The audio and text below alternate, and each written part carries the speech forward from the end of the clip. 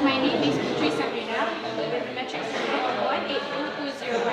So today for LAX2027, I'm going to be talking about spectrophotometry. The first thing to know about spectrophotometry is the tool. The tool used in spectrophotometry is the spectrophotometer, where spectrophotometry is a method to measure how much a chemical substance absorbs light. It also measures the intensity of light as a beam of light passes through a sample solution. So the basic principle of a spectrophotometer is that each compound absorbs or transmits light over a certain range of wavelength. So now I'm going to talk about the configuration of a spectrophotometer.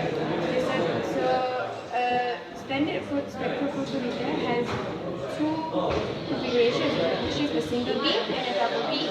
So as for the single beam, it is normally used as a reference standard to standardize the instrument by taking measurements. And as for the double beam, it will separate the light into two halves, where one will go through the sample and one will go to the reference standard. So I will compare between the single beam and the double beam. As for the single beam, it is more compact and have a higher dynamic range. As for the double beam, it measures light intensity ratio, and it is not as sensitive to fluctuations in the light source or detector. There are also other types of spectrophotometer, which is a fluorescence spectrophotometer and an atomic absorption spectrophotometer. And now I shall be talking about the function of the spectrophotometer, where a beam of light consists of photons.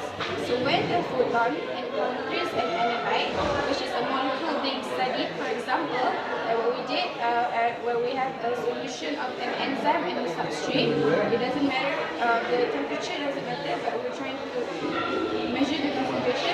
And the analyte, which is being studied, will absorb photons, and absorption reduces photons in light beam, which reduces the intensity of light beam.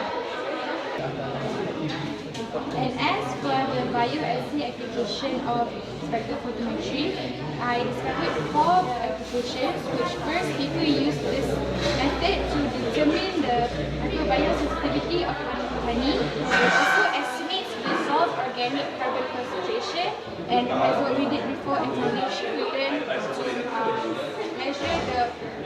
BIOS test to measure the concentration of pentoses, and lastly, we can also determine the tone of products, the concentration of products from when we study the enzyme and the substrate solution together.